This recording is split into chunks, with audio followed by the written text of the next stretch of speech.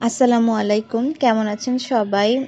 তো অঙ্কটা হচ্ছে দুইটি ক্রমিক বিজোড় সংখ্যার বর্গের অন্তর হচ্ছে 40। তাহলে ছোট সংখ্যাটা কত? এখন ক্রমিক সংখ্যা কোনগুলা? ক্রমিক সংখ্যা হচ্ছে ধরেন যে 1 2 3 4 5 6 এরকম, আর ক্রমিক বিজোড় সংখ্যা হচ্ছে 1 3 5 7 এরকম।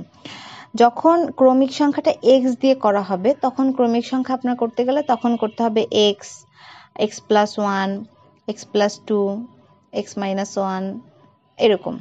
হ্যাঁ, কিন্তু এখানে বলা আছে ক্রমিক বিজোড় সংখ্যা, এক্সটা হচ্ছে একটা আস্ত সংখ্যা, মেইন সংখ্যা। হ্যাঁ, তো এইটার সাথে যদি আপনি এক্স প্লাস 1 দেন, হ্যাঁ, তাহলে হলো কি জোড় হয়ে গেল, কিন্তু এক্স একটা সংখ্যা আর একটা সংখ্যা, তাহলে 2 হয়ে গেল। যেহেতু আপনাকে বলা আছে দুইটি ক্রমিক বিজোড় সংখ্যা, সেজন্য আমি এক্স এবং এক্স প্লাস 2 নিছি। তাহলে এখানে 2 আর হচ্ছে এক্স 3, তাহলে এটা কিন্তু বিজোড় সংখ্যা হলো, এবং এক্সও কিন্তু একটা বিজোড় সংখ্যাই।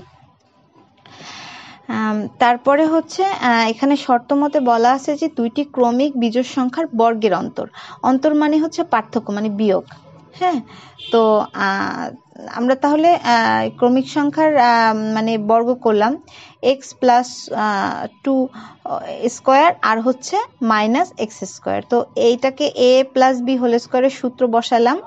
তো এভাবে করলে হচ্ছে এক্স এর মান বের হয় 9।